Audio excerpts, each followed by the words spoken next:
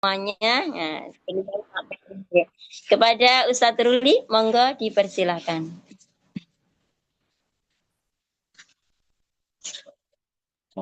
Bismillahirrahmanirrahim. Assalamualaikum warahmatullahi wabarakatuh. Waalaikumsalam warahmatullahi wabarakatuh. Alhamdulillah, nahmaduhu wa nasta'inuhu wa nastaghfiruh wa na'udzu billahi min syururi anfusina wa min sayyiati a'malina. May yahdihillahu fala mudilla lahu wa man yudlil fala mursyida. Asyhadu an la ilaha illallah wa asyhadu anna rasulullah amma ba'du. Bapak Ibu rahmati Allah Subhanahu wa taala, mohon maaf kalau ini ada suara-suara lain selain suara saya karena saya ini di stasiun. Saya lagi di stasiun tadi baru nyampe dari Bandung, nyampe Jakarta. Jadi mohon maaf, tapi semoga suara saya terdengar jelas ya. Oke, semoga saya suara terdengar jelas. Jadi saya insya Allah hari ini kemarin teman-teman minta sudah sebenarnya dari 2 bulan yang lalu minta, tapi qadarullah baru ada waktunya hari ini. Dan alhamdulillah kemarin juga diingetin, kalau nggak diingetin saya lupa juga. Saya juga alhamdulillah diingetin, jadi hari ini saya bisa silaturahim dengan teman-teman di Nurul Islam. Jadi sudah lama saya nggak ke Nurul Islam, sudah lama sekali, mungkin saya udah berapa tahun ya nggak ke Nurul Islam. Hari ini secara online bisa silaturahim dengan teman-teman di Nurul Islam. Teman-teman rahmati Allah Subhanahu wa taala, alhamdulillah satu hal yang perlu kita syukuri adalah bagaimana hari ini Allah berikan kita kesempatan ketemu. Allah berikan kita banyak nikmat-nikmatnya. Salah satunya adalah karena kita diberi nikmat oleh Allah, diberikan amanah untuk mempunyai putra putri. Ya, di sini semua punya putra putri kan? Yeah. Ada yang tidak punya atau belum punya? Oh ada, kelihatannya ini Mas Ibrahim belum punya nih ya. Yeah. Mas Ibrahim belum punya nih. Atau nggak tahu ini Mas Ibrahim atau siapa yang ada di sini atau yang lain juga nggak tahu nih. Tapi mungkin ya, saya bilang hari ini kita harus bersyukur pada Allah Subhanahu Wa Taala. Di tempat lain banyak yang belum dikaruniai. Bahkan kalau kadang-kadang gini kan Ustaz, saya pun anak saya 12, alhamdulillah sih duit timbangan ikan duit ya kan, nah ikan duit tambah repot meneh gitu kan. Alhamdulillah kita yang penting hari ini disyukuri, semua harus disyukuri, kita harus syukur karena apa, syukur itu nambah konco nih. Kalau kita bersyukur Allah akan datangkan teman-temannya, teman-teman kebaikannya akan ditambahkan oleh Allah Subhanahu Wa Taala. Jadi jangan sampai akhirnya kita tidak syukur punya anak, akhirnya ngersulo terus gitu kan, dua anak ini, dua anak siji nakal, dua anak loro tukaran, dua anak telu kerah gitu kan. Itu kan kalau kita banyak, karena gini loh, apa namanya, ada istilahnya gini gitu Pak Ibu rahmati Allah Subhanahu Wa Taala, sak gede-gede ini ikan hiu itu masih ada tulangnya gitu. Sebesar-besarnya ikan hiu itu ada tulangnya. Sak kuru-kurunya iwak, iwak nih apa jenenge, iwak apa yang kuru banget, iwak apa itu? Kanteri. Nah, kanteri, sak kuru-kuru nih kanteri itu enak dagingnya. Gitu. Jadi sak gede-gede nih hiu itu enak enak tulangnya, sak cilik-cilik teri itu juga ada dagingnya. Gitu loh. Kenapa saya bilang gitu? Kalau kita itu nyari cacatnya anak, ada aja. Tapi kalau kita nyari baiknya, pasti lebih banyak.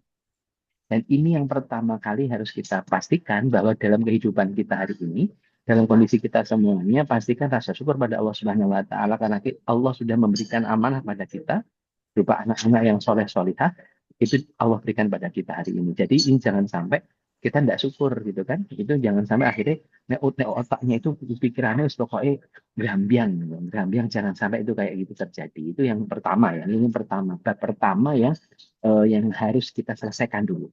Kita nggak akan maju, kita nggak akan membahas bab lain kalau bab syukur itu. Kalau bab syukurnya belum semuanya selesai, kenapa? Kalau bab syukurnya belum, yang muncul adalah anaknya kakek masalah, keluarganya kakek masalah. Tapi kalau kita bersyukur, insya Allah hari ini Allah berikan keberkahan, Allah tambahkan ziyadatul khair, Allah berikan kebaikan-kebaikan lain kalau kita syukur. Jadi ini pertama nih, saya ingatkan ini, dan di setiap apapun kegiatan-kegiatan itu saya selalu ngomongin tentang ini. Saya selalu ngomong tentang apa namanya, tentang tentang inilah ya, tentang syukur ini pada apa namanya, pada teman-teman semuanya. Itu yang pertama, teman-teman rahmat Allah. Yang kedua, nah hari ini saya diminta oleh teman-teman untuk bicara terkait dengan fitrah nih, fitrah. Nah, tadi Sinten nih yang saya tadi sempat WA untuk materinya bisa tidak harus di-share di sini. Nanti kalau di-share di belakang pun nggak apa-apa. Nanti Tapi kalau memang bisa, karena saya nggak pakai laptop, jadi agak susah untuk nge-share. Tadi Ngaten. Nggih, Bu Dina oh kan ada, nggih, alhamdulillah Wah, nggih. luar biasa. Saya ngomong langsung langsung keluar ini, share, langsung langsung share-nya langsung masuk. Oke, oke. Berarti langsung ke yang keempat, yang keempat. Oke, oke, langsung keempat saja. Klik. Oke. Nah, teman-teman rahmati Allah Subhanahu wa taala, ada kalimat yang menyatakan seperti ini. Nek kita itu tidak tahu tempat kita melangkah, kita tidak tahu kemana kita pergi, semua tempat itu akan menarik kita. Saya tanya bagi panjenengan, sing dimaksud pare itu sebelah mana? Pare. Ya, pare. Jadi saya nyebut pare. Saya misalkan budal, mi, aku tak yang pare dhisik ya. Nah, pare ini pun di Pasar kampung Inggris, Pak. ngaten Pasar pare. Iya kan? Kampung Inggris pare. Terus pun di Melek. Yang ini Gedang Sewu kan ada apa Lore Gedang Sewu ini kan Sekoto ya, Sekoto itu pare juga gitu kan. Pare itu luas. Kenapa? Kalau kita tuh nggak tahu kemana kita melangkah, kita nggak tahu kita pergi, ya semua itu narik-narik kita. Kalau kita itu nggak tahu ilmu nih, kabeh itu dari ilmu. Jadi kabeh itu jadi, oh iki ya penting, ini penting, kabeh penting. Kenapa? Karena kita nggak tahu kemana tujuan kita. Jadi yang pertama hari ini pastikan kita tahu tujuan kita. Oke? Jadi hari ini tujuan kita tolabul ilmu. Hari ini tujuan kita belajar. Nek wong belajar itu ojo kakean tapi, pakaian alasan. Saombo-ombone alas isi ombo alasan saya mau gawe. Nah, itu kan seombo-ombone alas. Nah, itu kan alas itu ombo, tapi ini alasan kita jauh lebih luas lagi. Hari ini ada yang kenapa nggak hadir? Iya Ustazah, hari ini tuh anu apa jenenge pulsanya habis gitu misalnya gitu. Ya ini alasan tuh kata, tapi nggak betul. Tapi alhamdulillah hari ini sudah ada 22 orang yang hadir nih, 22 keluarga. Dan saya tuh yakin itu di samping itu banyak orang. Jadi tidak hanya 22 orang, ini wakai 11 saya kayak top anak-anaknya, ada suaminya yang hadir di sini. Jadi insya Allah 22 ini 22 rumah, insya Allah ada seberapa ratus orang lah gitu ya. Nah, dan next Mbak, Mbak Dina. Nah, teman-teman rahmati Allah, yang berat dari ini saya bilang, yang berat itu bukan didik anak, yang paling berat itu didik awak dewi. Yang paling susah hari ini adalah mendidik diri kita sendiri. Kenapa saya bilang gitu? Kalau kita itu kan paling sering kan, paling sering pengen dandani anak. Pertanyaannya gini, dandani awak dewi pun apa dereng? Ngongkon ngongkon anaknya sholat, awak dewi wis sholat atau durung? Nah, ini yang saya bilang tadi. Jadi jangan sampai akhirnya belajar itu untuk aku ben ngerti anakku, bukan. Tapi ben aku ngerti tentang awakku dewe, ben aku iso ngepi-ngepi awakku dewe, ben akhirnya setelah itu aku dan iso membuat anakku jadi lebih baik. Nah gitu kan. Tapi kembali ke diri dulu. Jangan urusannya kayak yang ini tanggone, jangan urusannya yang ini konconi. Urusannya yang ini anak bukan, tapi fokus pada diri kita sendiri. Perbaikannya adalah pada diri kita sendiri. Kalau kita ngomong fitrah anak, fitrah kita seperti apa? Nanti saya akan masuk ke sana. Oke? Jadi di situ. Nanti hari ini saya nggak panjang-panjang, nanti saya lebih senang tanya jawabnya. Nanti kita tanya jawabnya panjang semua kayak kabeh nekoi apa-apa. Nah, saya tak jawab nih, itu tak ada DPR. Oke? Jadi kalau saya nanti begitu. Jadi next. Oke. Lanjut, Mbak. Nah, tugas kita dalam sebuah hadis Rasulullah bersabda, "Akrimu auladakum wa ahsinu adabahum." Tugasnya para bapak, para ibu itu muliakan anak-anakmu dan baguskan adabnya. Akrim, muliakan mereka. Auladakum, akrim apa jenenge muliakan anak-anakmu. Wa ahsinu adabahum dan perbaiki adab-adabnya. Nah, ini tugas kita. Tugas kita itu bagaimana kita memuliakan mereka, memuliakan anak-anak kita, memperbaiki dan membaguskan adab-adab mereka. Pertanyaannya, bagaimana cara kita memuliakan mereka? Nah, ini makanya nanti. Kenapa kita belajar fitrah itu, fitrah Islam, belajar tentang psikologi perkembangan, karena kita harus tahu bagaimana cara memuliakan mereka yang pas. Ya kan? Bagaimana cara memuliakan mereka yang pas, tepat itu seperti apa, itu ada caranya. Gak ujuk pokoknya, nek pengen anak itu pinter salam gampang, diombeni wae susu SGM. Lah buktinya itu di iklan SGM bisa langsung muni assalamualaikum gitu kan. Nah, berarti nek pengen assalamualaikum dikasih susu SGM, bukan begitu caranya, gitu kan. Memuliakan itu ada tahapannya, ada tahap-tahapannya, ada hal-hal yang memang harus disiapkan. Jadi tidak bisa ujuk-ujuk. Udah. Oke. Jadi itu Bapak Ibu rahmati Allah. Jadi ini yang ingin saya sampaikan pertama. Sebentar nih, sebentar. Oke, next Mbak. Ini yang pertama. Yang kedua, nih ini makanya tadi saya bilang ayo belajar dimulai dengan Bismillah. Bismillah kita untuk memperbaiki diri kita, untuk akhirnya kita nanti untuk bagaimana kita bisa menjadikan keluarga kita keluarga sing sakinah, sing mawadah dan warahmah. Nah itu nanti kan ada ininya. Sakinah itu bagaimana, mawadah bagaimana, dan tidak bukan hari ini dan bukan saya yang nanti ngurusin. Next, lanjut. Oke. Nah, saya ingin memulai dari hadis ini. Rasulullah SAW bersabda, "Kullu mauludin yuladul ala fitrah." Ya kan? Jeneng kabeh menungso itu, semua anak Adam itu yuladul ala fitrah. Ya kan? Atau yuladul di hadis ini yuladul ala milati. Dan alamilah milah itu sama dengan fitrah. Dan bapaknya, orang tuanya yang menjadikan dia Nasrani atau Majusi, atau dia menjadikannya musyrik. Nah, ya kan? Jadi sebenarnya semua kita itu sudah lahir itu suka sama Allah sudah dikasih modal. Semua orang itu lahir itu karena Gusti Allah pun dimodali. Kenapa? Nah, next Mbak. Saya sampaikan, fitrah itu anugerah. Fitrah itu given. Fitrah itu adalah semua orang nggak ada yang nggak dikasih. Mau anak siapapun, mau anaknya presiden, mau anaknya bupati, anaknya Mas Dito, anaknya Mas apa jenenge, Mas siapapun di situ, semuanya dapat fitrah yang sama. Fitrah itu apa? Potensi, potensi yang sama. Semuanya dikasih potensi yang sama oleh Allah. Apa nanti salah satunya? Fitrah untuk menjadi orang baik. Fitrah mendapatkan semua orang itu gini. Siapapun itu, masih anaknya rampok, anaknya kayak gimana pun, dia pasti punya potensi untuk mendekat pada kebaikan. Nggak enak sih, Mbak. Tidak ada yang enggak. Semuanya itu punya kebaikan. Jangan dulu, jangan ke sana dulu. Yang tadi, yang di atas dulu. Nah, ini nanti kedua setelah ini. Oke, di sebelumnya dulu, di sebelumnya dulu. Oke, di sini dulu. Saya ingin memastikan di sini. Jadi jangan sampai nanti berpikir, loh, anak emang semua anak masih walaupun mohon maaf nih, mohon maaf. Anak itu tidak lengkap mungkin secara fisik tidak lengkap. Secara mungkin dia mungkin mendapatkan keistimewaan lain dari Allah, tetapi fitrahnya itu tetap sama.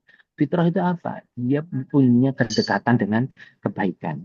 Dia punya potensi untuk menjadi baik. Semuanya sama. Dan ini tidak sama sekali, tidak ada yang berbeda. Tidak ada semua pun di kita tidak punya. Nah, pertanyaannya adalah, fitrah manusia itu wonten pinten Ustaz? Nah, ini kalau ngomong fitrah manusia ada berapa, itu nanti teorinya banyak.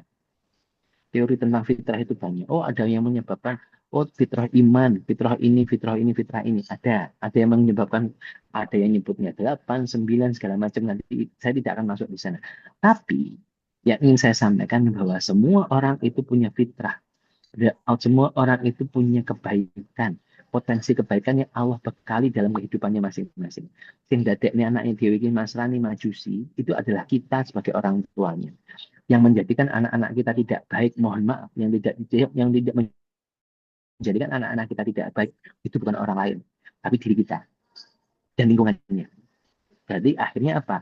Di sini paling penting yang seperti yang saya sampaikan tadi, sing penting belajar itu tuh anak etok, tapi kudu wong tuane. Nih, kenapa? Karena kitalah yang menjadikan anak-anak kita nanti menjadi Nasrani, menjadi Najusi, menjadi musyrik, menjadi Muslim yang baik itu kita. Kenapa? Anak itu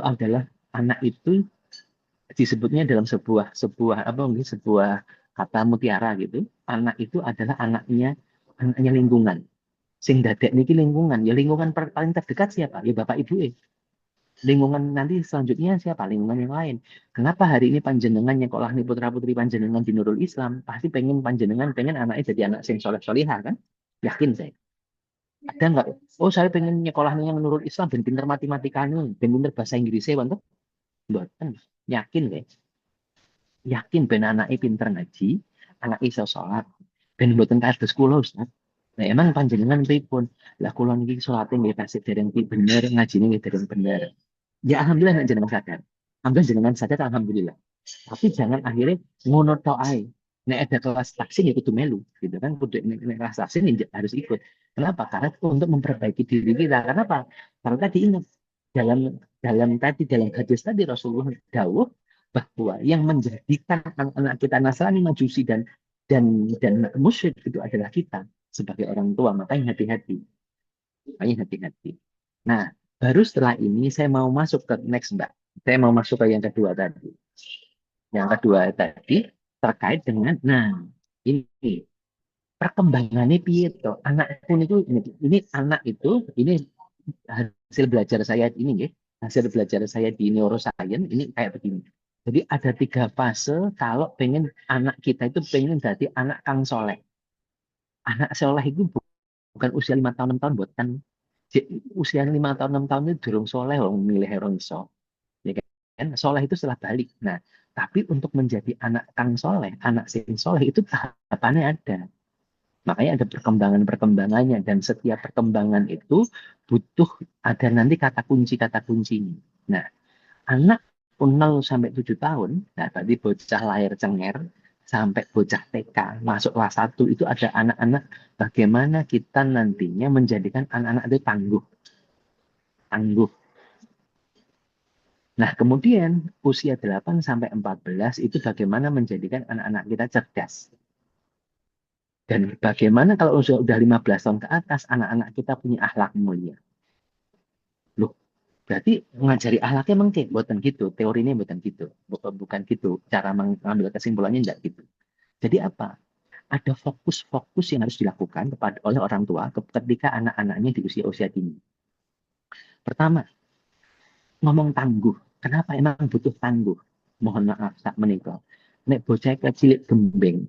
Mohon maaf ya. Nek bocah kecilik wis gembeng. Gembeng itu tidak apa-apa. Kalau gembeng itu karena kurang perhatian, akhirnya dia butuh perhatian, sampai gede ini dia enggak. Dia akan menjadi anak-anak yang tidak punya keberanian untuk tampil, misalkan seperti itu. Gak tangguh anak. Kalau dia dari kecil, anak-anak ini terlalu banyak ditolong, akhirnya apa? Gede ini akhirnya apa yang terjadi? Gede ini akhirnya dia itu nggak bisa mandiri. Nah, ketangguhan itu dimulai dari usia 0 sampai 7 tahun. Ini. Nah, terus diapak nih Gus, diapak nih bocah saya 0 sampai 7 tahun ini diapak nih. Nah, ternyata dalam penelitian itu yang kudu diajarnya pada anak usia 0 sampai 7 tahun itu bagaimana? Nah, ini yang jenengan bisa baca. 50% tentang emosi, 45% tentang kinestetik, dan 5% tentang rasio. Maksudnya beripun? Maksudnya, anak-anak ojo diajak mikir, tapi diajari tentang emosi. Wah, lah pulang ngadepi anak pulang emosian lah, bukan begitu gitu kan. Ngadepi anaknya emosi mungkin berarti emosinya setipis tisu kan ibu setipis tisu emosi. Tapi bukan berarti apa? Mengajarkan emosi pada anak itu anak harus ngerti emosi ini dan kinestetik. Kalau kinestetik itu tadi gerak. Jadi anak itu kudu akeh gerak itu usia 0 sampai 7 tahun. Makanya nek TK itu Masya Allah kan nek TK itu nek TK nulis itu bocah belayon, bocah Melayu, cah ini cah kelas 1 nggih ngoten nggih wis pokoke jek umek kayak gitu. Itu wajar, bahkan bagus. Karena nanti nyambung pada bagaimana apakah anak butuh bermain? Iya, anak butuh bermain. Apakah anak butuh belajar? Iya, tapi cara belajarnya seperti apa? Nah, untuk anak-anak di sini ada yang orang tua TK nggih? Silakan. Ada orang tua TK nggih? Ada orang tua TK, ada guru TK. Nah, orang tua TK Yeah. dan wonten nggih. Nah, orang tua TK dan guru TK ini yang menjadi poin penting di usia 7 tahun pertama ini nggih. Di 1 sampai 7 tahun pertama bagaimana anak-anak kenal emosi ini. Loh, kenal emosi itu gimana Ustaz? Nah, caranya gini. Jenengan mboten ngene. Nduk, seneng kuwi, Nduk. Nek awakmu ujug atimu piar-piar, iki seneng, ya mboten gitu. Emosi itu tidak bisa diajarkan lewat mulut itu tidak bisa. Emosi itu tidak bisa diajarkan lewat mulut, tapi emosi itu harus dicontohkan, dirasakan. Misal, contoh, bapaknya kondur dari tempat kerja. Bapaknya kondur dari tempat kerja, dari mungkin kerjanya mungkin di sawah atau di mana di kantor di sawah atau di apapun di pasar segala macam bapaknya bawa jeruk ngasih anak Indo itu tadi ayah tumbas jeruk di sampean. Nah, Ketika kamu menerimanya, kamu senang, kamu merasa senang, kamu mendapat pemberian itu senang. Nah, itu namanya emosi senang itu seperti itu. No, misalkan dia sama dolanan sama temennya. Dia dolanan sama temennya, qadarullah rebutan rebutan dolanan. Dolanannya direbut, nangis. Diteko induk, sampean nopo? Sampean nesu apa sampean sedih? Misal, aku nesu. Oh iya, iya. Ini loh rasanya nesu itu kayak gitu. Atau misalkan dia punya kucing, kucingnya qadarullah meninggal gitu, kucingnya mati. Dia nangis sesungguhan kucingnya mati.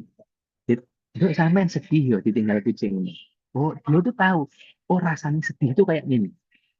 Oh, rasanya sedih itu kayak gini. Oh, rasanya nesu kayak gini. Jadi dia bukan diajari dengan cara dok nek nesu kuwi. Pokoknya sampean pengen pengen bengok itu nesu, bukan gitu. Jadi rasa, nah ini yang saya bilang tadi, ini tidak sederhana. Tapi, tapi saya bilang, disinilah ternyata Allah itu sudah nyiptain ibu-ibu itu penuh dengan cara emosi paling bisa mengeluarkan emosi itu sih, Mbak, ibu-ibu. Dan di saat inilah memang di 7 tahun pertama anak-anak harus dekat dengan ibunya agar mereka belajar untuk mengeluarkan emosi. Kenapa? Ibu-ibu itu paling bisa mengeluarkan emosi dibanding bapak-bapak. Bapak-bapak kadang-kadang yang nesu ya menang, kabeh ya menang, anu menang, sok menang, ujuk turu gitu kan. Nah, bapak-bapak kan nggak, nah ibu-ibu itu bisa antara nek seneng ketok wajah seneng, nek gak seneng ya ketok wajah sedih ya ketok. Kenapa? Ternyata Allah itu udah nyiptain itu pas. Kenapa ibu-ibu kalau saya bilang di PK yang paling banyak ngajar itu harus ibu-ibu. Kenapa? Karena dari ibu-ibu anak-anak itu belajar untuk emosi, untuk mendalami emosi. Nah, emosi itu nanti, nah kemudian kinestetik itu apa? Kinestetik itu adalah gerak. 45% itu gerak. Jadi anak-anak selain belajar emosi, belajar gerak. Kalau mbien kita itu biasa ya zaman masih kecil itu mupeng kayak gitu kan yang ngebon kena teluto. Sekarang itu kadang-kadang lihat timbangannya awak kena teluto kelambi murah terus nih omahai main HP. Nah, ini jadi masalah saya bilang. Bermain itu bukan seperti itu. Nah, next Mbak, nanti kita akan tapi saya mau ini tadi. Sebelum sebelum lanjut, saya mau nanti ada bagaimana mengeksplorasi namanya emosi dan eksplorasi. Next. Nah, emosi tadi, lanjut lagi sebentar. Emosi tadi itu ada 4 emosi dasar yang harus diketahui. Apa 4 emosi dasar itu? Nanti kalau secara teori banyak ya, ada yang harus bilangnya 6, ada 4, ada 8, ada sekian. Kalau saya pakai yang paling sedikit aja 4. Apa? Anak harus bisa bedanya rasa seneng, rasa sedih, takut dan marah. 4 ya. Jadi anak harus bisa membedakan, oh aku itu seneng, oh aku itu sedih, oh aku itu wedi, aku itu nesu. Nah itu bisa beda nih. Dan itu dari pengalaman-pengalaman kayak tadi saya misalkan, oh diajak Bapak E pergi ke SLG. Minggu-minggu pagi diajak ke SLG jalan-jalan. Orang tuanya gembira, senyum, ibunya senyum, anaknya senyum. Nah, Dok, sampean seneng nggih. Nah, dikira kok disampaikan, sampean seneng nggih punya SLG. Nggih. Nah, dia itu belajar taunya kayak di situ. Misalkan tadi saya bilang, dia punya punya kucing, kucingnya mati. Nah, dia nangis. Kucingnya mati kan bisa nggih buat anak-anak itu kalau kadang-kadang dengan ayam kecilnya mati nangis gitu kan. Ojo bukan ojo nangis, bukan gitu, tapi dia sampean sedih ya, Nduk. Sampean sedih ya, Le. Nah, itu tuh cara mempelajari emosi itu seperti itu.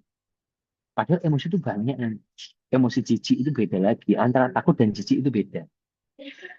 Nah, tapi yang anak-anak yang penting itu tahu 4 emosi dasar ini. Nih.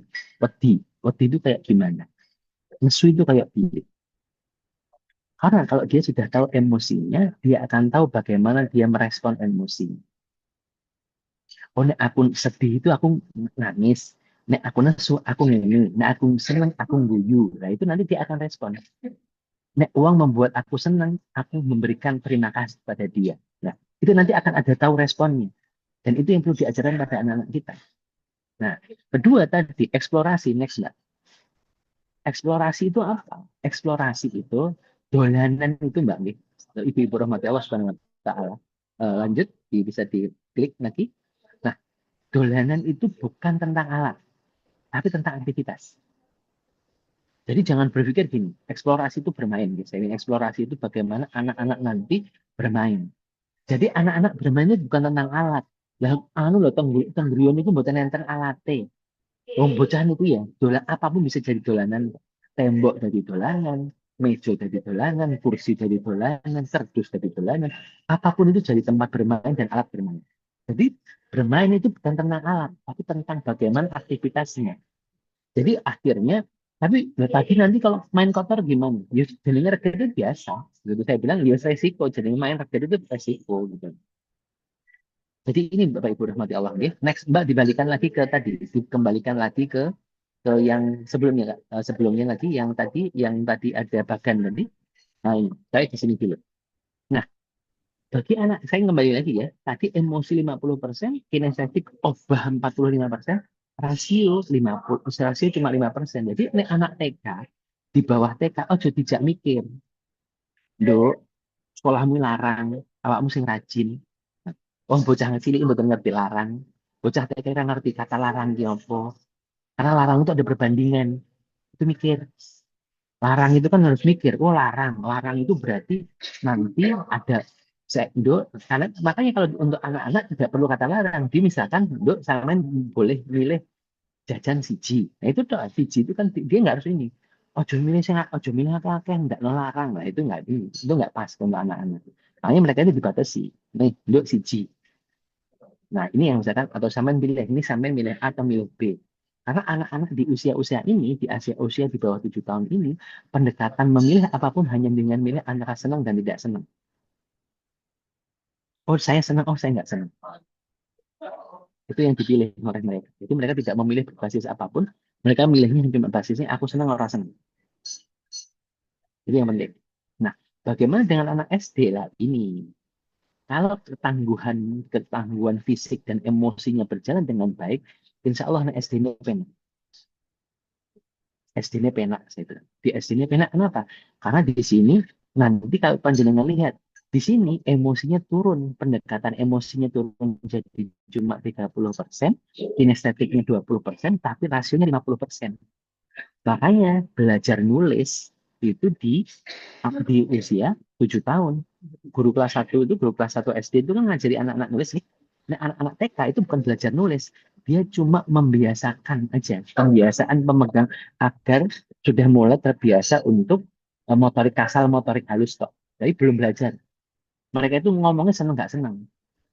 Ayo nulis apa namanya kan anak itu egois nih, pengen ditulis senengi. Lah itu kayak gitu-gitu. Pengen gitu-gitu itu adalah anak kecil. Nah, makanya tadi ini anak SD beda lagi. Kalau anak SD nanti fokusnya pada bagaimana dia di rasio, tapi tetap emosinya ada, kinestetiknya ada. Walaupun lebih sedikit dibandingkan dengan dengan anak-anak TK. Makanya di sini anak-anak sudah bisa mengenali emosinya masing-masing.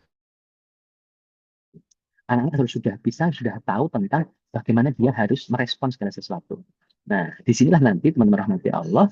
Nah, bagaimana kita mengenalkan misalkan gini, ada pertanyaan misalkan bagaimana kita mengenalkan Allah pada anak-anak. Nah, mengenalnya Allah pada anak-anak itu di usia ini tuh ngomongnya masih bab-bab yang menyenangkan. Misalnya tadi, Dok, Allah itu maha baik loh, Dok. Kita dikasih rezeki sama Allah.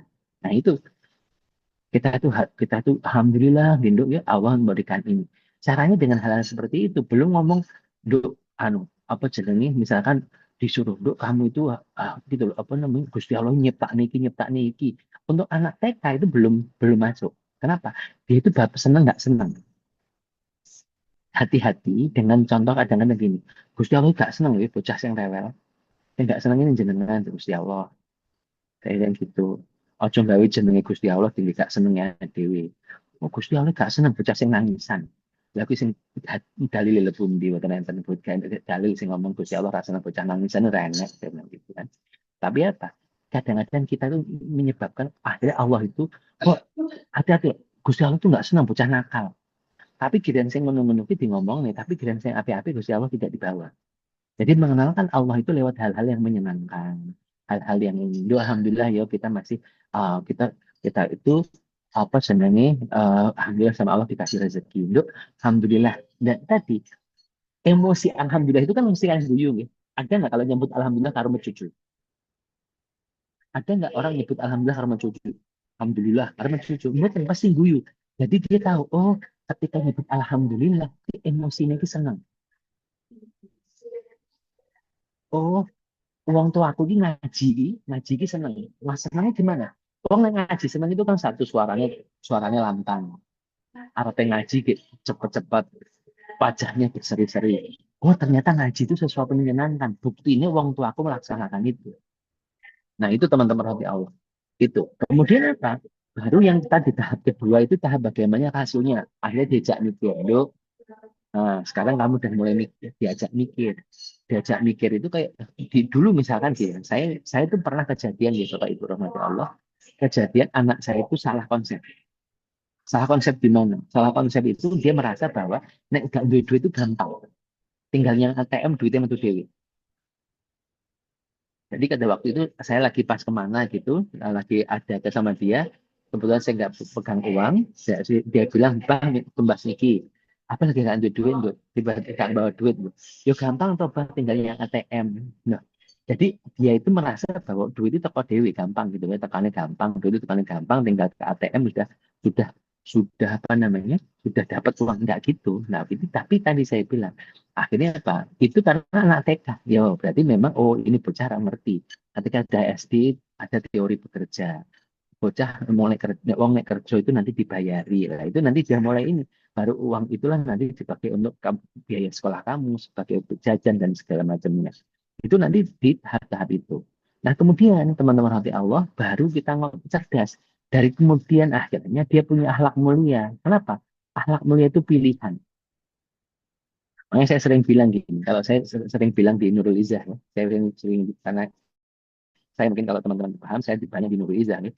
Di Nurul Izzah sering ngomong, duit bocah sing duit akhlak mulia itu seneng, tapi lebih seneng nek bocah-bocah itu milih milih akhlak mulia. Maksudnya gimana? Dua anak soleh itu seneng, kan ada lebih menyenangkan dua anak sing milih jalan kesolehan. Maksudnya apa? Dia milih kebaikan. Hari ini nggak ada anak baik atau tidak baik mungkin tadi dibiasakan oh biasa nih Nurul Islam misalkan di Nurul Islam biasa sholatnya jamaah segala macam di rumah gitu apa enggak kalau belum berarti dia memang belum belum memilih krono biasa tok ya. Kalau wis gak biasa nggak bisa lagi nah ini nanti memang nanti tahapnya apa tahapnya nanti anak-anak di akhlak mulia itu di usia 15 tahun ke atas maksudnya apa di sebelum itu dia sudah mulai dibiasakan untuk milih. Maksudnya apa? Rasio itu adalah dengan begitu dia milih. Rasio itu kan tahu kalau emosi dia itu seneng nggak seneng. Rasio itu bisa beda nih api dan nggak api. Beda nih. Nek emosi itu tentang seneng nggak seneng. Tapi kalau rasio itu bisa membedakan mana yang baik dan mana yang tidak baik. Mana yang bermanfaat dan mana yang tidak bermanfaat. Dan akhirnya dia memilih yang bermanfaat. Dan akhirnya dia memilih yang baik. Nah, di situ nanti. Jadi ini menjadi kunci sebenarnya Bapak Rahmati Allah. Fitrah anak tadi, fitrah apapun, fitrah kebaikan, fitrah keimanannya dia akan ketika tidak dilaksanakan dengan cara yang pas, berarti ini orang pas. Kayak cilik, penting awakmu kudu sholat, Bu.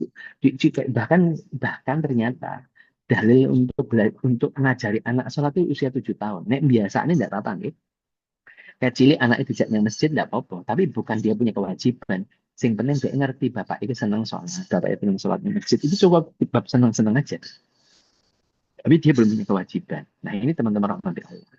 Terus kemudian makanya, nah ini eh, tolong ke bawah Mbak, ke Budina, klik ke bawah tiga, tiga klik, next lagi, klik lagi, klik lagi, klik lagi. Nah makanya sebagai orang tua apa yang harus kita lakukan? Golek contoh sing apik, tur dadi contoh sing apik. Menjadi orang tua itu bukan hanya menjadi contoh, tapi kudu nyari contoh yang baik. Kenapa? Kita itu pasti kita akan mencontoh apa yang kita lihat. Makanya penting, kalau kita mempunyai kebaikan-kebaikan, pasti kita akhirnya nanti kita akan di apa namanya mencontoh sesuatu yang baik, kita akan menjadi contoh yang baik. Ada pertanyaan kemarin begini ke saya, Ustaz, kalau anak saya tahu bakatnya gimana? Nah, Kalau balik ngomong bakat, biasanya gini, kenapa seringnya anaknya dokter jadi dokter? Berarti anaknya dokter bakatnya pasti jadi dokter. Anaknya guru jadi guru. Anaknya wong dagang jadi dagang. Itu bukan bakat sebenarnya. Kenapa? Karena dia terbiasanya melihat itu. Melihat profesi orang tuanya yang sering kali namanya guru misalkan, kalau orang tua jadi guru dia sering lihat dan dia oh oke, mungkin. Tapi kalau bakat itu bukan gitu nih, bakat itu tentang aktivitas. Bakat itu pokoknya bocah-bocah tadi wis kon aktivitas sebanyak-banyaknya, nanti dia milih, oh aku tuh gini, aku tuh gini, aku tuh begini. Itu milih. Nah. Tapi nanti kita bisa dalami lagi ya. Jadi itu teman-teman rahmati Allah. Next. Nah, kedua yang saya ingin sampaikan adalah bagaimana cara dekat dengan anak, caranya ngobrol. Ojo ngomong tok, tapi ngobrol. Dan dari sinilah sebenarnya tadi pendidikan emosi, pendidikan rasio, itu tuh banyak di sini. Dan yang ngobrol ini, kalau bisa bukan ibunya, tapi bapak. Karena beda, obrolan ibu sama bapak itu beda. Nah, di sini ada bapak-bapak yang ikut, mboten nggih? Semoga ada, nggih. Semoga ada bapak-bapak yang ikut. Kalaupun tidak ada, semoga bapak-bapak mirengke dari sebelahnya. Ini kan ibu-ibu ada yang bapak sebelah bapak ini. Nah, ngobrol itu ternyata dalam Al-Quran, Bapak Ibu rahmati Allah Subhanahu wa Ta'ala, obrolan anak dengan bapak itu diajarkan oleh Allah di banyak tempat. Tapi obrolan ibu dengan anak itu jarang sekali. Bahkan cuma kalau dalam Al-Quran, kalau biasa cuma satu atau dua ayat yang tentang obrolan ibu dan anak. Kenapa? Wes mahfum nih, sudah wes gawan bayi, gawan lahir, nek jenenge ibu itu ngobrol orang anak ini. Tapi hati-hati, ibu itu mohon maaf, seringkali ibu itu saya tidak mendiskreditkan ibu, buatan ya.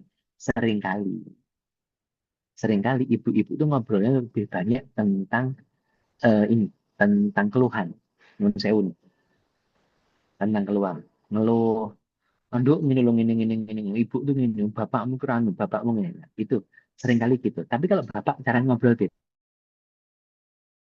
pikir, nah ini jenengan ini merengkel ini bapak-bapak ngobrol kalau kalau anak ini sedang ada ini serius banget atau ngobrol lagi karena ibu-ibu kadang-kadang sing receh-receh lah gitu ya sing receh-receh yang ngobrol ini bapak-bapak jarang sing receh sing rada abot kenapa ini tuh penting bagi anak-anak agar hasilnya berkembang dengan baik jadi jangan ngomong bakat dulu jangan ngomong bab lain dulu bab ini dulu bab tadi bagaimana stimulasi-stimulasi berjalan dengan baik oke yang terakhir next setelah ini ada nah gini jangan terjebak dengan kata ideal. Berarti kalau gitu anak saya udah 12 tahun pripun Ustaz. Balik nih berarti sudah nggak bisa diberesin. Nah, ya. Jangan terjebak dalam ideal. Maksud saya apa? Semua itu bisa berubah. Kalau kemarin ternyata kita belum punya ilmunya, enggak apa-apa.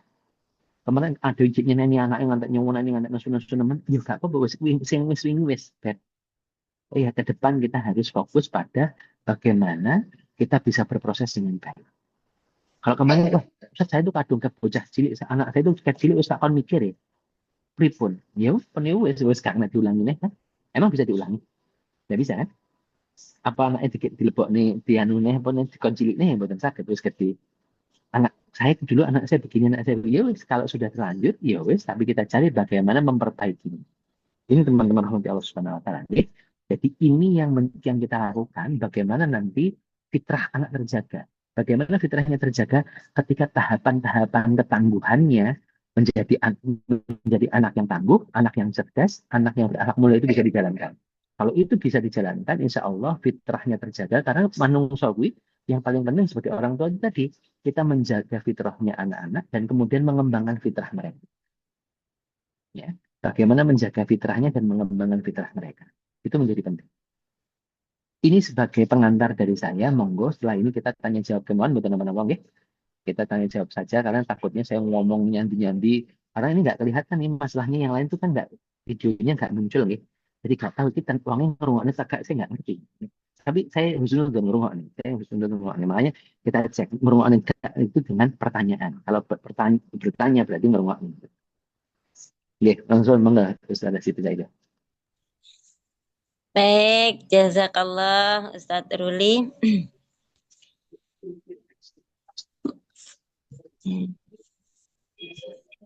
Alhamdulillah, nggih. Menarik sekali obrolan hari ini ya. Baik, Bapak Ibu yang menghendaki untuk menyampaikan sesuatu, bertanya, monggo langsung saja buka mic-nya. Alhamdulillah, materi sudah dipaparkan dengan bisa buka mic, bisa menuliskan di chat. Lebih enaknya dibuka mic-nya. Monggo, ada kesempatan berharga. Silakan.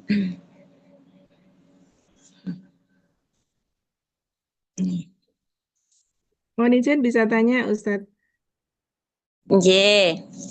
Dibuka mic sama ini apa? Videonya Bu Nurul nih. Suaranya saya hafal suaranya.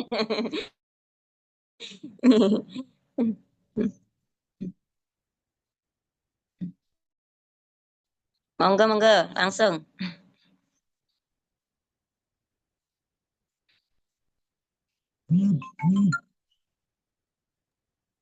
Nggih.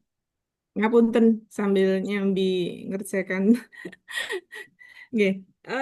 Ustadz Ruli mohon izin bertanya. Tadi kan dijelaskan tentang apa kaitannya dengan emosi tadi ya. Bahwa persentase terbesar anak di usia awal itu lebih banyak di peran emosi ya. Sekarang gini, kita sebagai orang tua kan karena ketidakpahaman kita seringkali tidak bisa apa ya, menstimulasi emosi anak itu dengan baik, Ustadz. Kira-kira efek ke depannya seperti apa ya untuk anak-anak yang stimulasi emosinya ini tidak dikembangkan oleh orang tua, tapi cenderung ya tadi ya orang tua sering kalinya menjas suatu peristiwa itu atas persepsi orang tua itu sendiri. Ngaten Ustaz, ngapunten. Nggih, jazakillah Ustaz Nurul. Jadi gini, teman-teman rahmatullahi subhanahu wa taala. Baru kemarin tuh saya ngadepin kasus orang ada anak laki-laki sudah proses mau nikah, 2 minggu lagi menikah, tiba-tiba batal. Dia bilang, jadi padahal yang minta nikah dia, yang minta lamarannya dia, yang minta pokoknya, Bu, aku lamaran cah kuwi, aku wis siap nikah gini-gini. Itu proses lamarannya bulan Januari, bulan September tanggal 14 ini nikah. Wis siap semuanya, undangan sudah ditoto, gedung sudah, pokoknya kafe siap, wis mening, tinggal cek nggak jadi. Alasannya anak laki-laki itu bilang, aku rasa seneng ya karo cah wedok. Terus aku kan gak iso urip karo bocahnya nggak terseneng. Saya cek akhirnya ngobrol ke belakang. Salah satunya adalah ini masalahnya ego yang berlebihan.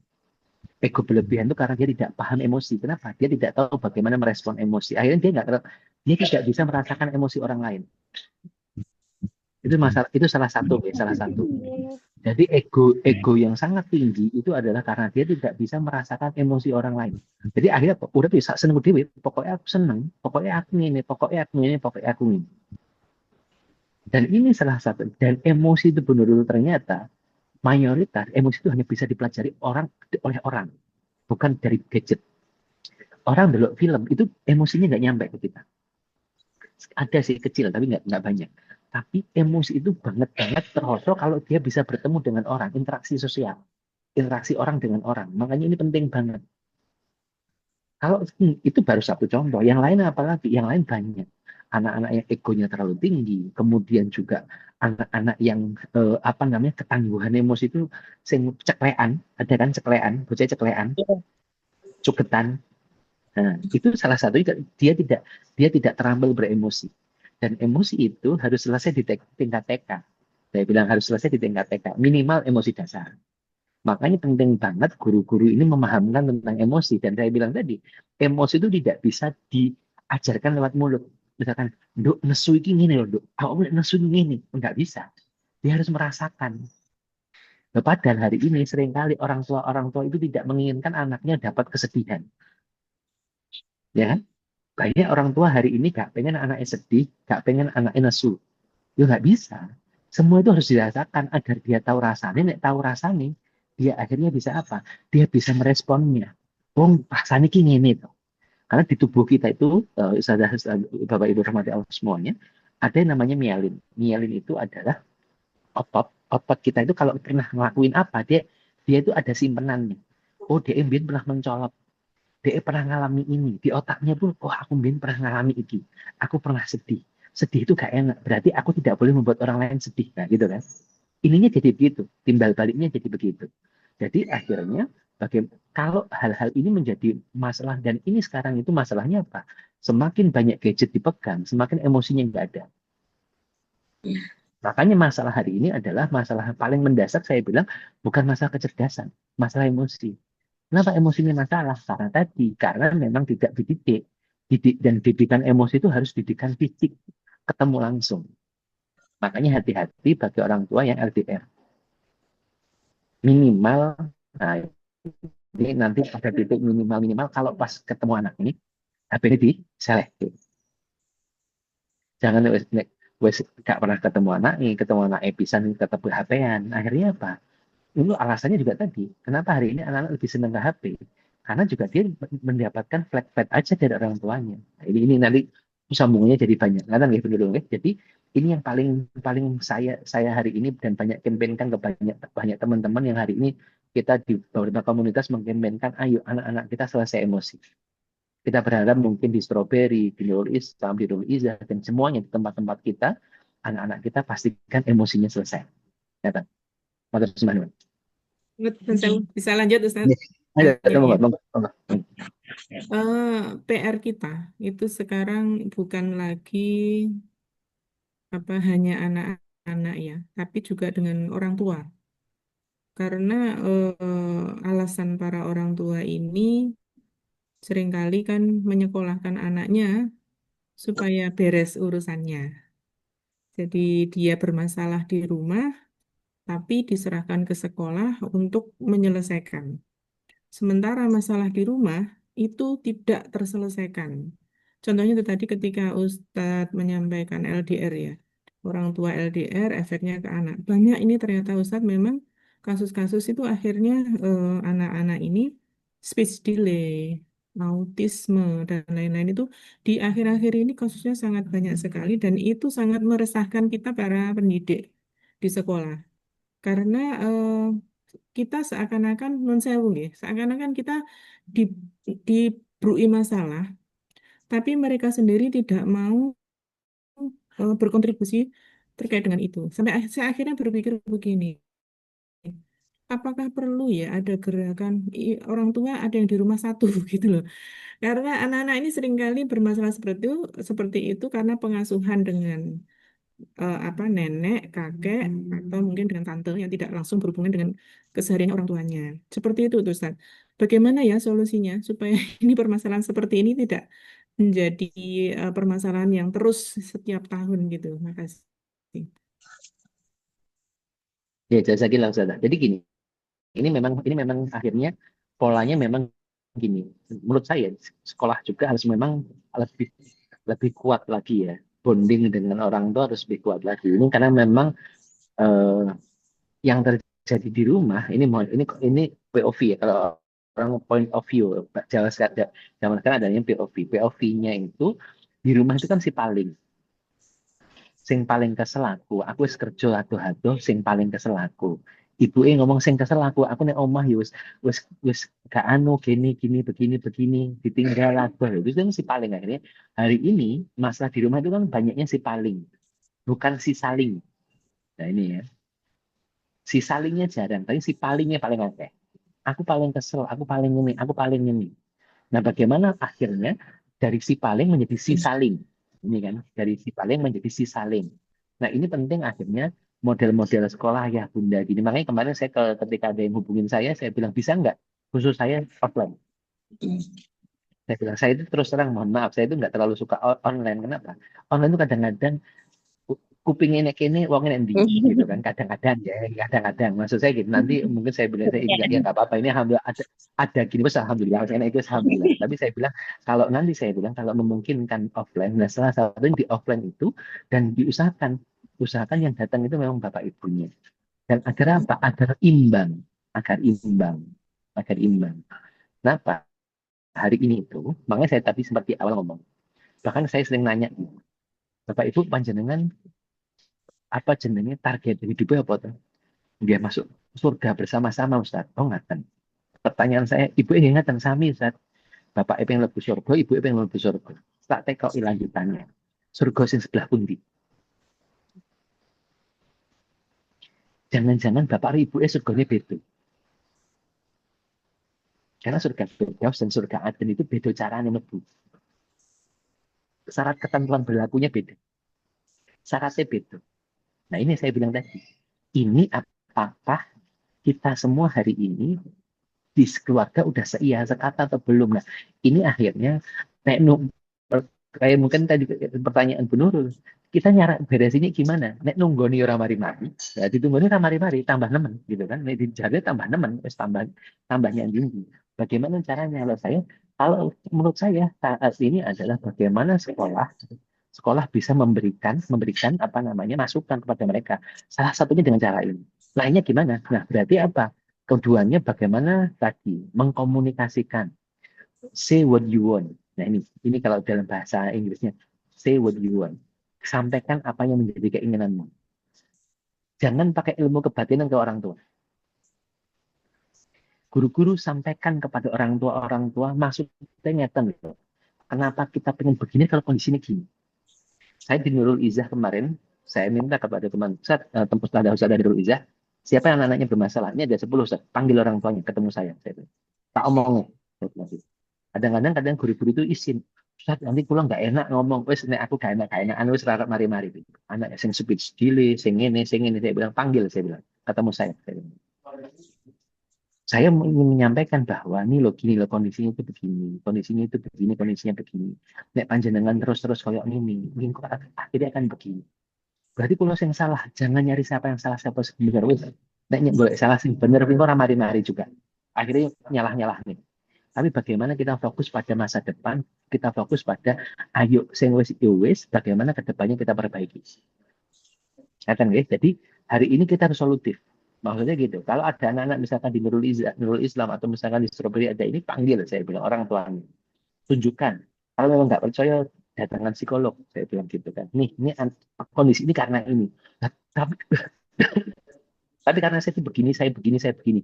Udah, Bun, cukup. Saya bilang, cukup, gak usah nyalah-nyalah nih. Gak usah ngulai siapa yang salah. Tapi bagaimana hari ini? Kenapa? Anak itu masa depannya cek aduh. Ojo sampai nanti akhirnya rusak gara-gara orang tuanya tukaran, orang tuanya nesu, gara-gara itu akhirnya anaknya jadi korban. Dan saya yakin semua orang tua pengen anaknya jadi yang terbaik. Jadi titiknya adalah jadi titik samanya. Jadi masalah adalah jadi titik bedanya. Gitu nggak sadar dulu ya? Saya Nggih, matur nuwun Ustaz. Terima kasih sudah memberikan pencerahan. Nggih, matur nuwun Bu Saidah. Sama-sama, alhamdulillah. Nggih. Monggo untuk bunda-bunda yang lain, bapak-bapak bisa tanyakan, sampaikan apa yang dirasakan, apa yang dihadapi. Mumpung kita bertemu dengan pakarnya, yuk.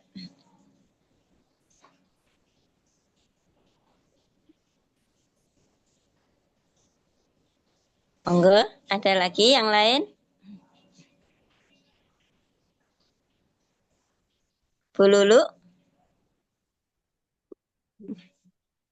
Kalau tidak ada jangan dipaksa juga. Nanti kalau tak dipaksa, gak ada tekok akhirnya dikorong dipaksa nanti. Gimana? Sayang ya Ustaz, saya. Oke, monggo, silakan. Kalau ada silakan. Ini gimana nggih cara ngatasi ada anak ya di usia SD ya. Di usia SD dia itu ndak bisa milih. Maksudnya kalau diminta pilihanmu A apa B itu terus dianya bilang terserah Bunda, terserah ya saya ikut bunda aja begitu nggih. Nah jadi Nggih, kita itu kadang ngasih pilihan di sekolahan itu nggih, biasanya tuh nggih, kita ngasih pilihan, terus anaknya itu nggak berani milih. Nah, itu gimana nih nggih, cara apa mendekati anak ini biar nggih, terbangun nggih, ini? nggih. Milih itu kan harus nyung sewu, nggih. Milih itu Iya, belajar. Belajar iya, milih itu dari kecil. Belajar milih itu dari kecil. Kita itu, anak-anak yang seperti itu merasa gini, perasaannya udah gini. Oh, aku milih apa-apa, kadang-kadang dok, sampean milih pecel, apa milih jangan tumpang. iya, Wes jelas milih pecel. Wes tumpang aja, timbangannya anu lah. Kadang-kadang jadi masalahnya sih. Wes milih, tapi dinegasikan atau dihilangkan. Nah, akhirnya sekali, dua kali, tiga kali, empat kali, ya wes lah, kau usah milih. Mbak engkau milih ya tinggal on itu. Ini yang iya, terjadi. Berarti apa? Kita harus memberi. Kalau saya bilang, awakmu milih. Saya misalnya gini, saya ngajari anak saya milih itu dari TK. Bahkan dari sebelum TK udah tak ajari milih. Walaupun kadang-kadang akhirnya kita sebagai orang tua kadang-kadang deg-degan. Pilihannya kok iya. ya elek. Kita gini kan kita itu kadang-kadang gitu ya. Pernah kejadian itu, saya itu ngajak anak ke matahari, matahari, dok sampean boleh milih satu baju. Saya taruh di ini di sini kamu milih satu baju ya kok qadarullah niku nggih sing dipilih itu astagfirullahaladzim warnane iki kok ya Allahu Akbar warnane elik banget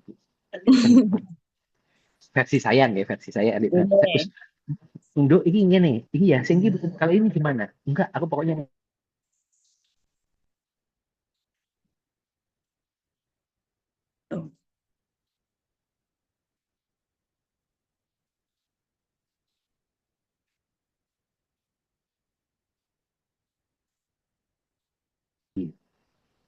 nah saya udah ngomong ke Rifaya Nduk nah sampean udah milih ini nanti kamu harus pakai ya nggih lah kok qadarullah niku nyampe omah mbak iki ngomong lah kok ambine welek ten Nduk tak saya bilang kesepakatan tadi kamu milih kamu walaupun orang lain mengatakan jelek kamu harus konsekuen bahwa kamu itu pilihanmu gak apa-apa tidak semua orang senang bayam gak semua orang senang kangkung tapi awakmu ikutin ya akhirnya dari situ dia belajar oh ternyata aku punya pilihan tapi orang itu selera selera orang itu beda-beda nah kayak gitu tuh kan nggak sederhana nah bagaimana wis lanjut gede itu kita harus ngobrol ke orang tuanya juga nggak bisa tok guru ngajari kenapa nanti di rumah akan kembali lagi seperti itu nah selain itu bisa nggak di sekolah bisa nah, di sekolah itu nanti diapresiasi sampai milih yang di A oke alhamdulillah kalau misalkan terserah kalau terserah berarti kamu nggak kalau nggak milih ya sudah kamu harus kita nunggu kamu harus milih dulu itu harus diinikan gitu kan kita harus di apa namanya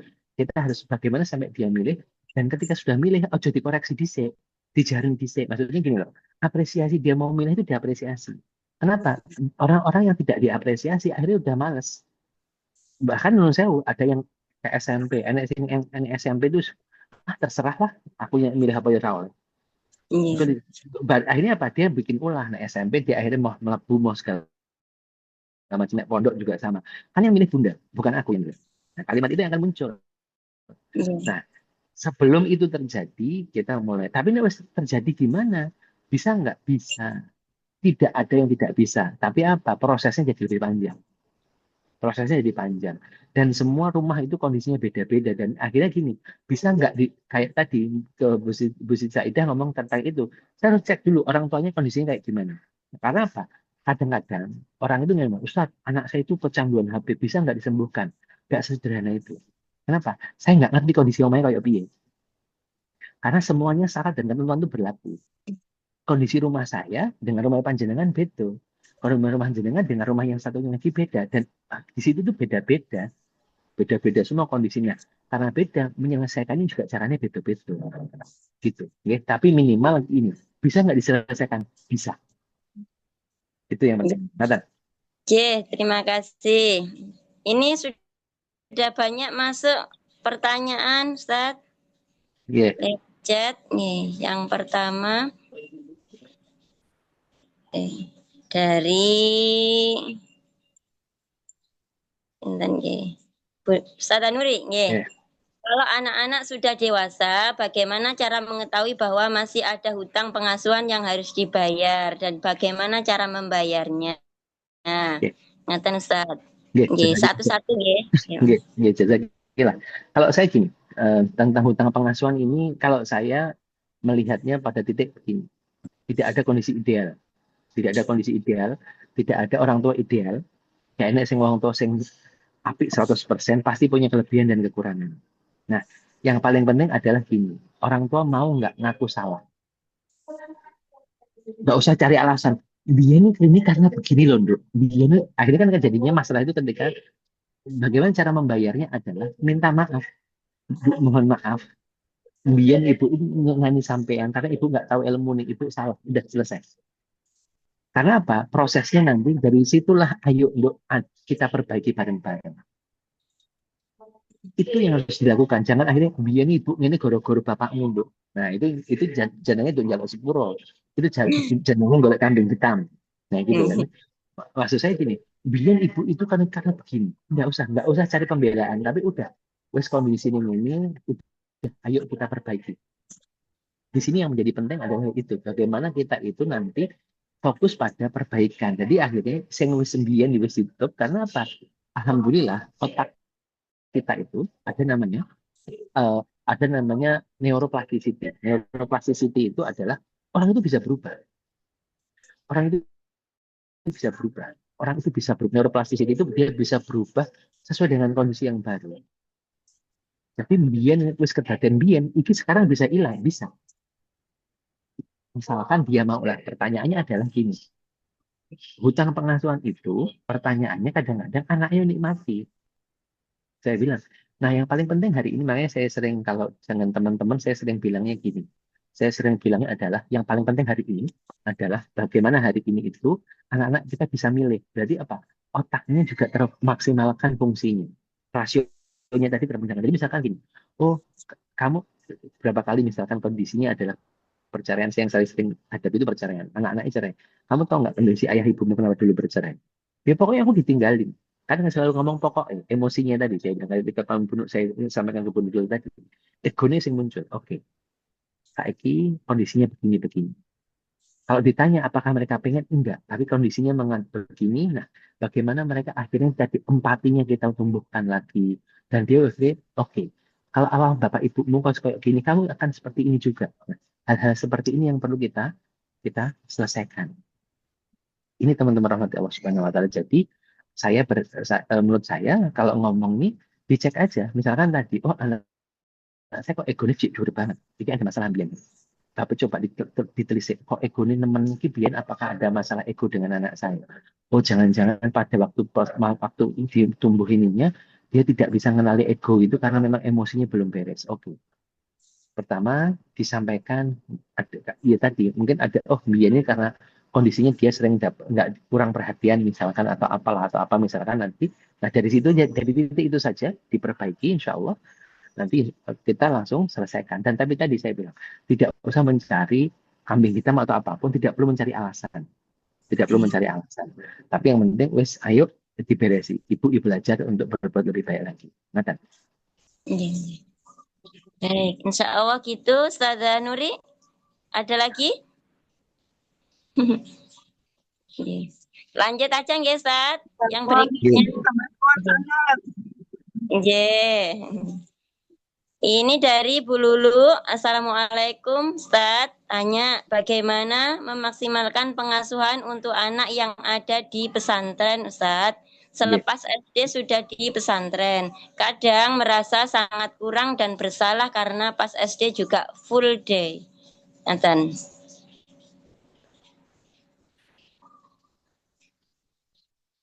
Tipe nih, enggak?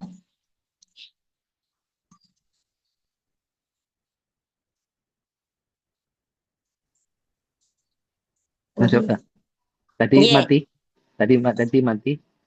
Oh, ngaten. Tadi ya. Menikah dari Bu Lulu, Assalamualaikum Ustaz. Bagaimana memaksimalkan pengasuhan untuk anak yang ada di pesantren, Ustaz? Selepas SD sudah di pesantren, kadang merasa sangat kurang dan bersalah karena pas SD itu juga full day, ngaten. Oke. Pertanyaannya gini. Mlebu pesantren pilihan atau paksaan? Lah, nggih. Pripun iki Bu Lulu? Nah, maksud saya begini. jangan sampai akhirnya bagaimana anak-anak tetap punya hak dengan kita, walaupun dia di pesantren, dia tetap punya hak kepada kita. Jadi akhirnya jangan sampai tadi kayak yang disampaikan tadi, yang saya garis bawah yang disampaikan oleh Bu Nurul, pasrah bongkokan yang sekolah. Yeah. Ini yang jadi penting. Walaupun anak-anak full day, ini adalah pilihan. Kenapa kita menitipkan anak kita di Nurul Islam misalkan? Karena kita menitipkan anak di Nurul Islam karena kita merasa kita kurang. Kita kurang ilmu, makanya aku nitipnya di Nurul Islam. Bukan berarti dia diperhatikan, tapi apa? Setelah itu jangan lupa diperhatikan. Terus anak-anak gimana? Anak-anak ini pondok piye? Ustaz, anak saya itu masuk pondok. Ya gak apa-apa masuk pondok. Tapi tetap berikan perhatian pada mereka. Apa? Dengan cara minimal panjenengan waktu nelpon ya tetap nelpon. Waktu jenengan waktu anak-anak penjengukan dijenguk. Saya pernah di tahap pertama kondisi ini cerita anak saya di pondok waktu itu anak saya masuk pondok pertama nih 40 hari kan bukan boleh ditengok ya. 40 hari nggak boleh ditengok. Sekali ditengok nangis dia, Bu. Nangis, Rifa itu nangis saat kejar. Nangis itu cerita dia itu ABC cerita. Kamarku itu ada 20 anak. Aku tidurnya di atas. Sing nek ngisor jenenge si ini. Oh, ini. Sing ini. Sing ini kabeh itu 20 anak itu di absen. Kabeh di absen. Bocah ini. Nah, gitu kan. Cerita karo Umi itu sekuat diceritakan yang sekarang ada. Nah, di situ fungsi uminya ngerungok nih dari itu berarti kita tuh nginep ya. Dari kita ketemu sore jam 5 sampai besok itu masih cerita bab itu. Ya itu apa? Nek, saya tuh sampai ya saya sebagai bapak di sini ya Allah ceritanya kan gini kita tahu ya gitu kan. Tapi apa saya diam karena itu ibunya yang lebih dekat. Nah setelah itu sore selesai cerita panjang saya ngomong dok pilihannya adalah nek sampai ini adalah dulu kita sudah sepakat ini adalah pilihanmu masuk ini adalah pilihanmu dan Abah mendukung. Kalau kondisi kayak gini gimana kamu merasa nggak cocok dengan teman-temanmu terus piye? Nah akhirnya jawaban dia yang membuat saya merenung jawaban dia. Nah masalahnya di bah masalah di mana-mana bah aku loh nek sini dapat masalah nanti juga aku kalau aku pindah sekolah aku punya masalah lagi. Udahlah aku naik ini karena aku mendingan menyelesaikan masalah di sini. Kenapa? Karena di sini aku kenal orang-orangnya, aku bisa menyelesaikan masalahnya. Kalau di tempat lain aku kan nggak kenal, aku belum tahu cara menyelesaikan masalahnya. Selesai. Tapi ngerungok nih itu ya kadang-kadang grisinan. Nah kadang-kadang mohon maaf saya bilang ini ada tisu, ini saya megang tisu. Kadang-kadang kesabaran kita itu tipis tisu. Anak ejek ngomong orang anak tadi, ibu kangen, anaknya kangen. Ibu pengen cerita, anaknya pengen cerita. Ya kan? Karena kangen pengen cerita kan. Kadang-kadang juga kalau karena kangen ibu anaknya diujo. Nah ini juga masalah. Nah, cara memberikan perhatian apa? Ya waktu nih, gitu waktunya. Dan apa? Memberikan perhatian tidak hanya dengan itu, tapi dengan yang tetap doa-doanya diberikan, segala macam itu bagian dari perhatian. Tapi hadir ke tempat anak, waktunya penjengukan, waktu telepon, itu menjadi kebutuhan anak dan itu juga harus dilakukan. Sekarang bukan bab ngesak-ngesaknya itu nggak ngesak nih, tapi memang pilihan lah. Kenapa kita memasukkan anak kita? Karena kondisinya kita tidak bisa. Saya bilang kondisi saya tidak bisa, saya tidak punya keilmuan yang cukup untuk mendidik anak saya. Makanya saya bekerja sama dengan Nurul Islam untuk mendidik anak saya. Kan itu pilihan. Nah ini di sini poin pentingnya di situ. Baik, insya Allah itu nggih Bu Lulu. Ini yang terakhir Ustaz dari Bu Dita. Bagaimana caranya mengatasi trauma pada anak dan ibu yang mengalami perceraian yang dikarenakan KDRT? Ini kan Ustaz. Ini agak panjang dan kali lebar. Kalau ini panjang dan lebar, urusannya panjang. Tapi yang paling penting itu diterima dulu bahwa kejadian itu telah ada. Kita tidak bisa melupakan. Kalau ngomong melupakan tuh nggak akan bisa. Saya bilang kenapa tidak bisa melupakan? Karena kejadiannya ada. Pertama adalah diterima. Pasti kudu diterima di sini. Bahwa ini kejadian ini ada. Bahwa pernah mengalami itu iya. Nah, dari situlah kenapa fokus trauma itu kadang-kadang rumongso kok kenapa aku sih harus menerima ini? Kenapa harus saya yang menerima masalah ini? Kenapa aku doaku? Padahal aku wis ngene. Tadi si paling.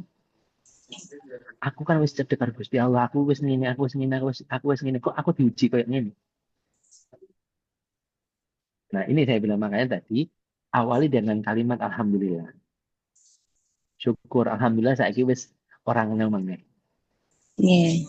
Nah, ini yang penting ini yang penting dibangun pertama adalah dari syukur, rasa syukur, diterima dulu kondisinya, dari diterima baru kita fokus pada bagaimana masalahnya di mana, improve-nya nanti di mana.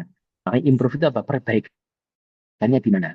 Karena tadi yang jangan bilang menghalangi trauma, yang disebut trauma itu kan ada nih nanti secara kejiwaan, nanti kalau kita ada yang dimaksud trauma seperti apa yang dirasakan ini penting. Makanya nanti saya bilang jangan-jangan bukan trauma, tapi mungkin hal-hal lain yang misalkan dia memang ada ketidaknyamanan atau hal apapun. Nah, ini perlu didetailkan. Tapi yang pertama kali, diterima ke DC. Setelah diterima, baru kita harus perbaiki.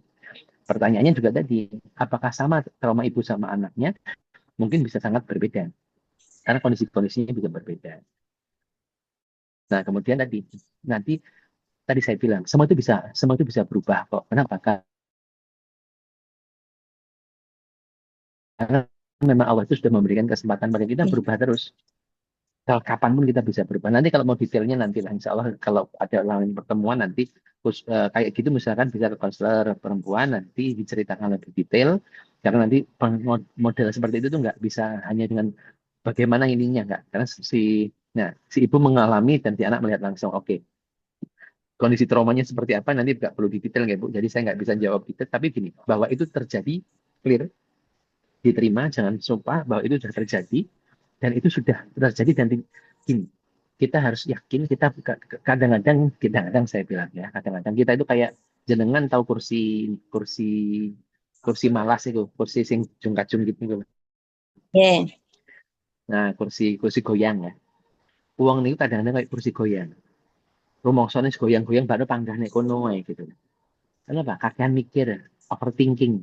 Overthinking itu kita memastikan yang belum pasti, kita itu kayak menjadi apa jenenge mas mestek sing biyen terjadi pasti akan terjadi di masa depan enggak, kita itu sudah memastikan yang tidak pasti. Nah ini nanti ininya detailnya gitu detailnya nanti dari situ memulai dulu yang penting kita harus ini jenengan sudah terima belum kejadian itu, kalau jenengan masih belum terima kejadian itu terjadi belum bisa. Pertama panjenengan harus menerima nih bahwa kejadian itu sudah terjadi dan jenengan sudah oke, ini terjadi wes aku pernah ngalami ini ya Allah alhamdulillah sekarang sudah selesai masalah itu. Nah, dimunculkan itu dulu. Rasa syukurnya kepada Allah ditunjukkan dulu, dimunculkan dulu, baru nanti kita fokus yang lain-lain. Ngaten nggih? Insyaallah seperti Nggih. itu. Baik, insya Allah ya semakin menarik ya saat nih. Tapi waktu juga yang harus apa? Misalkan kita mungkin ini ya kalimat yang perlu digarisbawahi. Monggo dari Ustadz Ruli sebelum Nggih, apa kita akhiri acara kita. nggih, jazakillah. Jadi yang tadi yang saya ingin sampaikan pada Bapak Ibu rahmati Allah, yang susah itu bukan mendidik anak kita. Yang paling susah mendidik diri kita. Hari ini bagaimana kita itu harus mendidik kita sendiri untuk akhirnya bisa nanti kalau kita baik, insya Allah nanti tadi kebaikan itu juga untuk menurut pada anak-anak kita. Jangan fokus pada perbaikan anak, tapi fokuslah pada perbaikan diri. Oke? Jadi fokus pada perbaikan diri. Fokus perbaikan diri itu gimana? Fokus perbaikan diri dan pasangan kita. Ini kan gini, diri dan pasangan kita, baru kita ngomong pada perbaikan anak kita. Kalau kita sendiri belum, misalnya menurut saya, okay, cik seneng ngomong nih koncone, cik seneng gibah yang tonggone, bahkan nenek grup, nenek gone kantor, nenek grup khusus gibah, tahu nggak? Nah, kadang-kadang dimulai dari kata tahu nggak gitu kan? Nek seneng cik ngono kui anaknya juga saya bilang tadi apa keberkahannya gitu.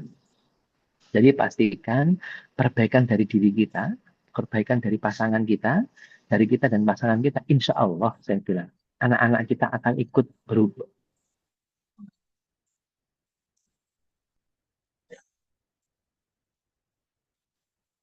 Berhenti Ustadz.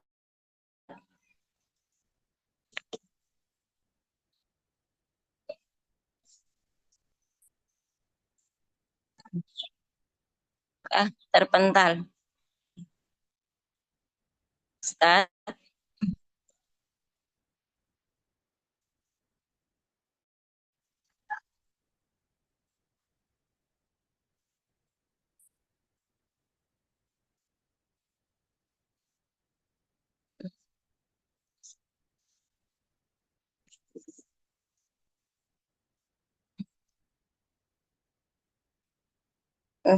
Sepertinya Ustadz Ruli terpental ya.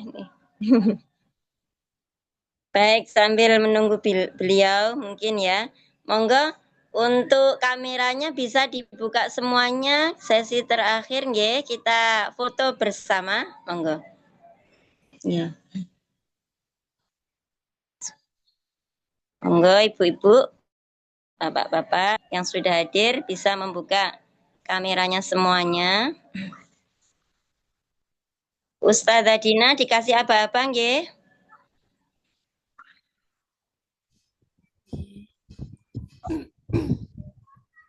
Bentar ya. 1, Nggih. 2, 3. Sekali lagi, ya, pasang wajah yang paling cantik nggih. Monggo 1, 2, 3, oke. Baik, alhamdulillah. Ini karena qadarullah ya, apa. Tapi alhamdulillah materi yang luar biasa hari ini sudah kita dapatkan. Mudah-mudahan kita bisa menerapkan dalam kehidupan kita, utamanya untuk putra-putri kita bersama. Bismillah nggih, belajar dari diri kita sendiri nanti agar putra-putri kita juga bisa apa mendapatkan keberkahannya katanya. Alhamdulillah, terima kasih untuk semuanya. Insya Allah kita bertemu lagi di bulan depan ya, minggu keempat. Insya Allah nanti akan disampaikan di grup. Monggo acara kita pada sore hari ini kita tutup dengan hamdalah dan doa penutup majelis. Alhamdulillahirabbil alamin. Subhanakallahumma wa bihamdika asyhadu an la ilaha illa anta astaghfiruka wa atubu ilaik. Baik, terima kasih sekali lagi kami sampaikan atas partisipasi panjenengan semuanya. Semoga berkah untuk kita semuanya. Dari saya mohon maaf apabila ada kurang lebihnya. Ihdinas siratal mustaqim wal afa minkum. Wassalamualaikum warahmatullahi wabarakatuh. Waalaikumsalam warahmatullahi wabarakatuh. Yeah. Terima kasih Ustazah. Terima kasih, Ustazah.